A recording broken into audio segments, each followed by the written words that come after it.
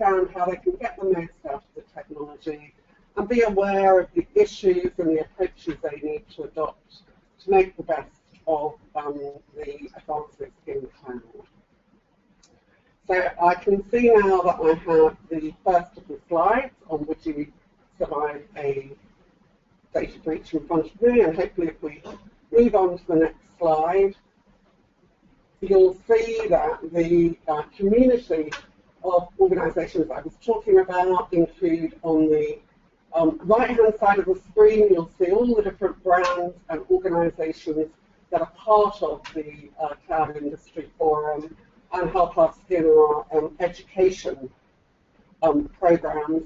We also commission research so that companies benefit from evidence-based understanding of what's going on in the cloud world that cuts through perhaps some of the vendor hype and gives you the underlying trends and the things that you need to be aware of. On the left-hand side, within this community, you'll see on both at the UK government and the EU level, we lobby and advocate to make sure that the interests of the emerging industry are catered for in policy making, and we also have a number of kind of media and other industry associations. For instance, you'll see in there the Data Centre Alliance. We work closely with them in making sure that standards improve in terms of the whole data centre industry, which is a vital part of the management of companies' data in a cloud arena. So moving on, we aim to be a trusted voice for industry, and you'll see here that we have a number of special areas of focus. I guess it's a forum, which is Untitled. We try to bring people together and discuss and debate the issues. On the legal side, for instance, we have next week, we're hosting a roundtable for our members, which is with the EU Commission, who are doing an economic study on the emergence of the single digital market. As you may know, the new Commission is very concerned with making sure that at a Europe-wide level, the right infrastructure is in place for a single digital market. And this is an opportunity for members to give their feedback directly to policymakers, to influence the way and the shape that that takes it over time. On the standards and certification piece, we also try to encourage best practice in the industry itself. So as users of cloud services, it's probably helpful to be aware that we have a code of practice, and that means that service providers who sign up to our code of practice meet certain criteria for being transparent in their dealings with customers and demonstrating that they have the right management processes in place for capability to offer a capable service. In fact, our code of practice was recently, you may have noticed in the IT press last week, was endorsed by the EU through a program they have called the Cloud Certification Schemes List, and that lists certifications that they believe meet the right criteria for being a good, credible cloud service. Other standards on that include things like the ISO, the relevant ISO standards.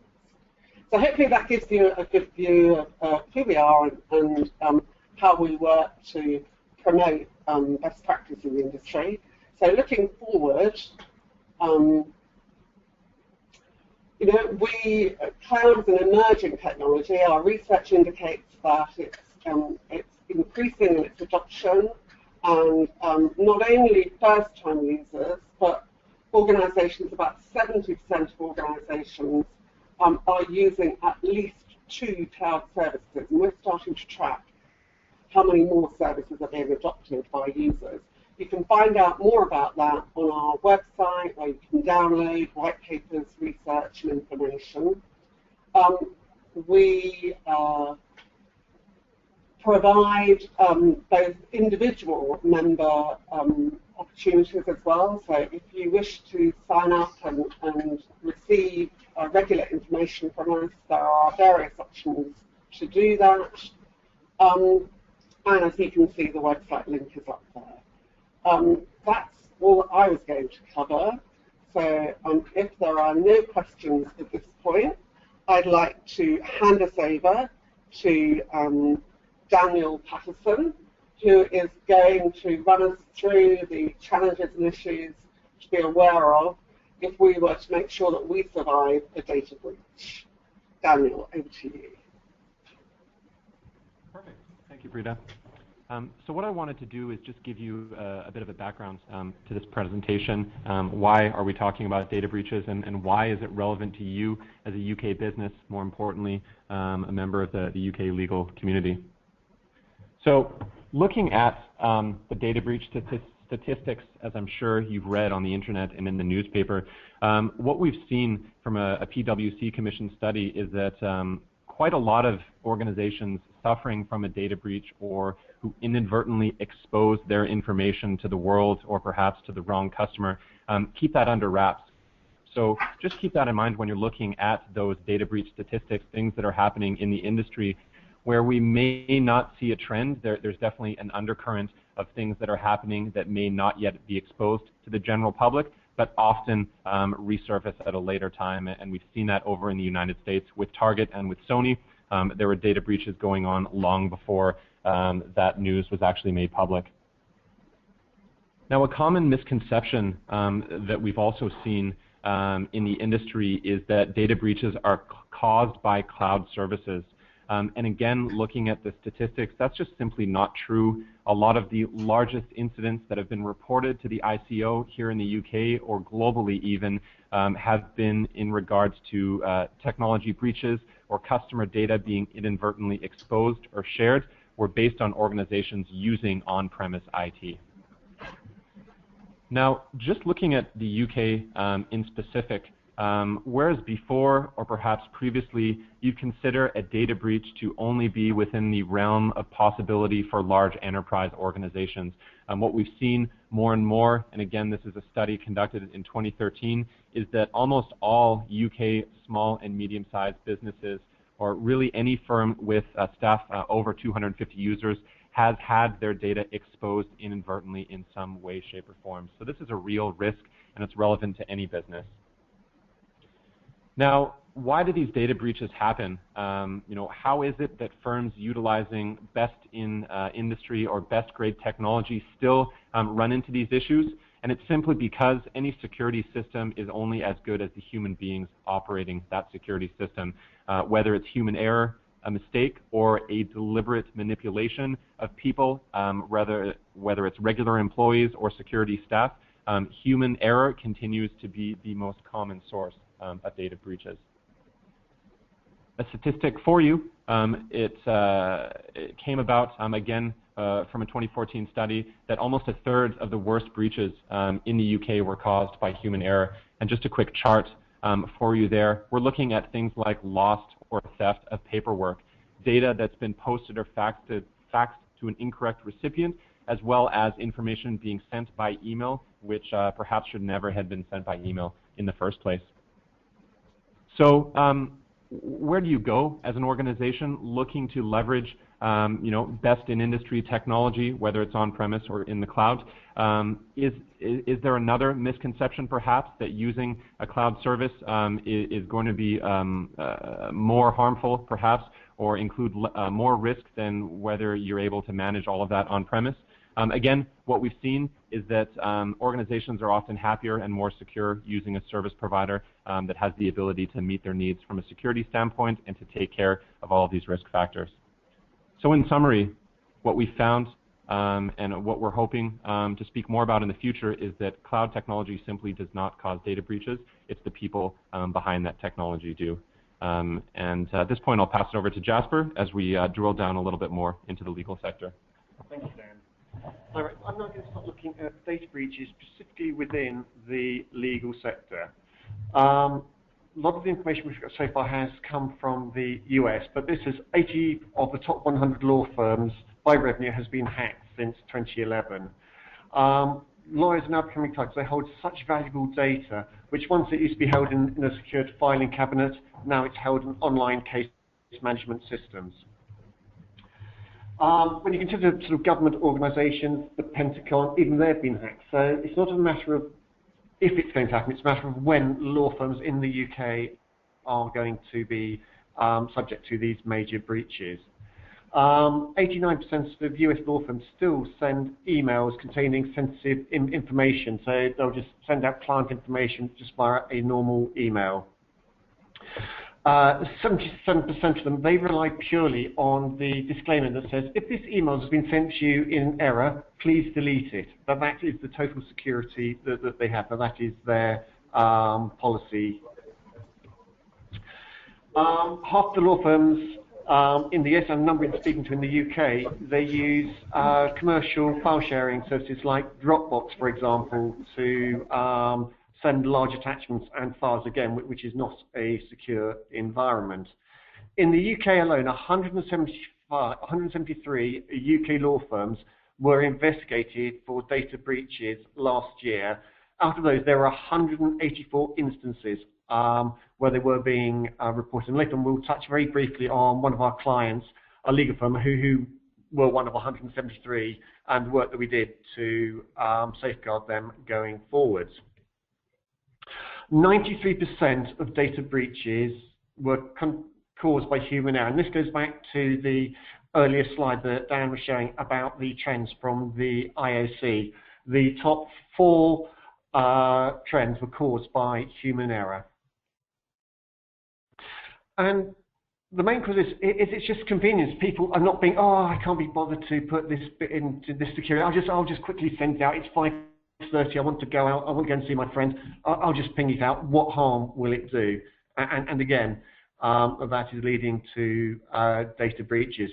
Another very interesting one in the press recently, these 2 stories from the Telegraph and the Sunday Times, where people were buying their houses, their email addresses had been hacked, and they instructed these solicitors to send money to the wrong sites of things. Again, we're working with a couple of law firms at the moment on this, where we're making sure that this cannot happen, that if a homeowner selling their property, if their email is hacked, then the hacker cannot get access or authorize the solicitors to change their banking details and then transfer the money to another site.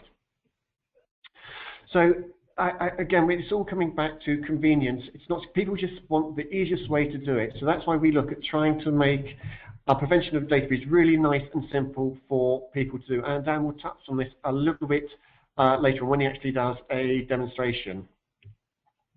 I've been looking at the European regulatory climate. I'm not going to read through these slides. They're quite sort of weighty and meaty, but we will be putting the recording and the slides available, so we will be sending these out to you all at the end of the presentation. But the main thing to focus on is the monetary penalties. At the moment, it's up to £500,000 that a UK company can be fined. And then also it can be reported up into Parliament, and again this can have a negative impact on an organisation, the bad publicity that it will generate. And then moving forwards, businesses could face up to fine of 5% of their annual turnover if they break the new regulations, which is being enforced by the EU General Data Protection Regulation. These are things that are coming down the line in the future. Again, this is from Christopher Graham, the UK Information Commissioner. I'm not going to read through this file. It's just the key thing is that solicitors and barristers are being targeted because of the sensitive type of information that they are holding, and this will be very, very handy for criminals to get hold of. Again, it's talking about how much information is being sent unencrypted without password, and recommending that when information is sent, it is sent in encrypted, it is sent in a password protected format, so it can stop the information falling into the wrong hands. So they recommend encryption during transit, take complete care with autocomplete, so make sure everything is completely signed out, and use caution with CC and BCC functionality. Again, another law firm we were working with, they sent out, they had two clients, very, very similar names. A secretary was sending out some information, she put the wrong name down there. Luckily, there was an error in the email address and it bounced back, but otherwise the client would have received the wrong information. As everything with your regulations will become stricter, and industry bodies can only provide recommendations, not solutions. Okay, I'm now going to hand back over to Dan to talk more about the cloud services and data protection. So we've given a brief introduction to the landscape of, why are these data breaches happening? How often are they happening? We've also looked at the regulatory climate.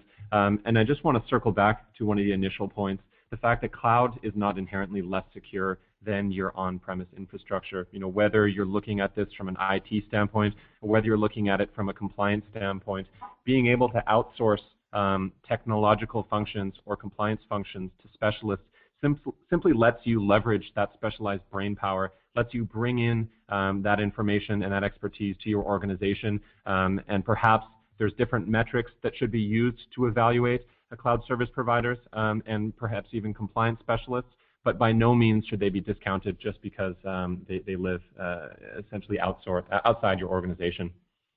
So when we look at cloud service providers, what should you as a business look for in cloud service providers in terms of what technology that they provide, or perhaps more importantly, what types of data protection services do they provide, either as products to you or simply as internal data protection policies to make sure that the data you're sharing with them, you being the customer, is protected. What we're going to be seeing more and more, and frankly what we've already seen, is service providers, technology providers competing on their data protection and data security protocols and principles, not just their product. Now, when we look at the costs and the punishments associated with falling afoul of these data privacy protections and whatnot, £700,000, look at that as an example of how expensive a single mistake can be. And this mistake isn't coming from the head of an organization. This mistake is not coming from a managing partner, a senior partner, maybe not even a lawyer, but this mistake is coming from an administrative staff, from someone on the IT side, from someone at the front desk, from someone that has simply sent an email to the wrong recipient or included the wrong attachment. Not only are you facing monetary penalties, but you're also facing massive loss of face if that does go public. So we generally see, when looking at cloud technology, when looking at cloud service providers, what are they doing with your data? What sort of protocols and procedures do they have in place? What sort of certifications that they have that they can prove who has access to your data? What can they do with it? Where is it being stored, and how is it being transferred? Okay, I'm now going to hand over to Dan. He's now going to show a demonstration of the art of the possible, what we can do. So, Dan, over to you. So we talked about data protection. We've talked about data breaches. So what about the technology side? What types of systems, solutions, and services are available to users in order to ensure that their data is protected, and most importantly, to ensure that you're taking human error into account? What I'm going to do very shortly here is to show you one such solution, and what I want to do is concentrate on questions that you should be asking technology providers, service providers, in terms of what solution you ultimately may want to go with moving forward. I want to focus on email. More importantly, I want to focus on secure email. I want to focus on the transmission of information, and that how you can find that balance between the usability of a new solution and the security of that solution. You may be purchasing the best security technology, the best security software in the world, but if it's not intuitive, if it's not easy to grasp, easy to deploy, and at the end of the day, easy to use for those non-technical people within your organization, it's effectively useless. So when looking at email, people often now access their emails in the browser, on their phone, or in Outlook or other types of mail clients. So the first instance you'd want to look at when searching for, secure communications technology is how quick is it to get up and running? How easy is it to access that service? For example, can you move right from your inbox to a login screen to the service itself to be able to compose perhaps secure content, send secure attachments, and just ensure that when you're sending information to people outside your business, you know when they've received it, you know what they've done with that information, and most importantly, you know that you can control it even after it leaves. For example, if I'm composing information and I'm sending this content to one of my colleagues, not only do I want to be able to secure that data, but I want to make sure that this colleague cannot reply, cannot forward it, and also I want to add a unique password onto this particular message because I know that my colleague has a secretary that has the ability to access their mailbox. Perhaps I also want to add attachments. So these are attachments that I simply do not want to send over regular emails. I want them to be sent over a secure channel. And again, quite often those attachments are massive. Looking at your email, you may only be able to send a certain size. We definitely recommend when looking and evaluating solution providers, are they giving you the ability to securely share attachments of massive size alongside those secure emails, which can also save you money using couriers and other traditional means of sharing information. Now, as I began with, lots of organizations are accessing messages in the browser. They're using new technology to send and receive data. But a lot of businesses are still relying on programs like Outlook if they're using Windows machines, or MacMail, for example, if they're using MacBooks in their office. Another key component in terms of the adoption of any new technology, whether it's secure technology or whether it's anything else, is does it sit seamlessly within the systems that you're already using? Can someone compose, for example, a new secure message the same way or a very similar way to the manner in which they compose a regular email? Do they have the ability to read these secure messages in their inbox? Do they have the ability to see, for example, on the right-hand side, based on all the recipients of this thread, who has accessed this content? Where's that content going? Has that content been deleted or printed? If you have an employee within your business that has accidentally sent out a report, pricing, or some other data that's essential to your business, or perhaps they've inadvertently shared one customer's data with a different customer, do you have the ability to manage that scenario? Can you go into a sent folder? Can you find that particular message? Can you bring that message back immediately? Do you have the ability to instantly kill access to that message at source, so you know that you've stopped this potential data breach before it has spiraled out of control and affected your business in the form of fines or loss of reputation, which could be, frankly, catastrophic to any small or medium-sized business. Now, to wrap up with looking at technology, we've talked about making sure that it is fully integrated into the workflow of users, of employees within a business. But what about taking into account human error? We've seen that from that study, that report on the legal sector, 93% of the data breaches of the problems were caused by human error, and that's someone maybe forgetting that they have this secure communication ability. That's someone perhaps entering the wrong email address, the wrong username, or the wrong attachment. For example, if I'm composing messages to my colleagues and my customers, and I want to ask them questions about payment information, and I'm not using any secure technology to send this, I want something that is smart enough to be able to recognize when sensitive information is being entered into my messages, and to be able to do something about that, to prompt those users to stop what they're doing, consider the contents of that particular communication, and perhaps redirect that message over a secure channel instead of sending that over email. So in summary, when looking at technology, when looking at solutions that you want to perhaps purchase for your business, or perhaps that you want to evaluate whether or not they're applicable to you, we definitely recommend looking at the ease of setup, the ease of integration. Does it work with what you're already using? You definitely want to look at features and functionality above and beyond security. Can you add tracking? Can you send those massive files? But most importantly, do you have control over that information even after it leaves your organization, even after someone clicks send? And finally, do you have the ability to make that technology work for you? Can you take into account human error? Can you understand that an administrator at 4:30 p.m.